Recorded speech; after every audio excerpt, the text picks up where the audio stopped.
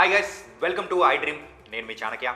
సంధ్య theatre ప్రమాదంలో అల్లు అర్జున్ ప్రత్యక్ష పాత్ర లేకపోయినా ఆయనను లక్ష్యంగా చేసుకున్న శక్తులు కొన్ని వేధించే ప్రయత్నం చేశాయి. కానీ తను మాత్రం చట్టం న్యాయం మీద విశ్వాసంతో సాగారు. ప్రస్తుతం అవే ఆయనకు అండగా నిలబడ్డాయి. తన నేరం లేదని తేల్చాయి. రామరక్షగా మారింది. చట్టం మీద ఉంచిన విశ్వాసం తోడ్పడింది.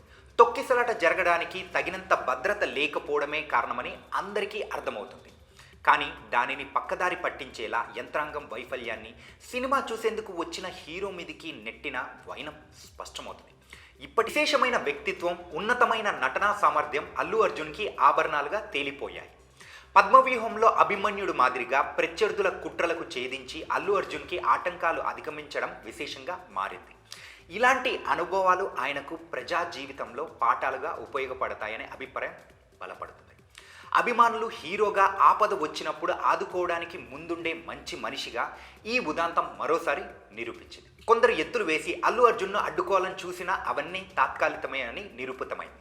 ఒకవైపు సినిమా బ్లాక్ బస్టర్ సాధించిన విషయాన్ని జనం దృష్టికి రాకుండా చేసిన ప్రయత్నంగా భావించాల్సిగా ఉంటుంది. దేశమంతా బన్నీ ఘనతను గుర్తిస్తున్న వేళ జనం దృష్టిని మరల్చేలా ప్రయత్నంగా నిరూపితమైంది. కాబట్టి ఇకపై ఆటంకాలు, అడ్డంకులను సృష్టించి అల్లు అర్జున్ హవాని అడ్డుకోవాలని ఎవ్వరు ప్రయత్నించినా అది చెల్లుబాటు కాదని కోర్టు నిర్ణయాలు చాటుకున్నాయి. అల్లు అర్జున్కి తాత్కాలికంగా కొన్ని ఆటంకాలు సృష్టించగలరేమో కానీ ఆయనకు అడ్డుకట్ట వేయడం అంత సులువు కాదని మరోసారి నిరూపితమైంది.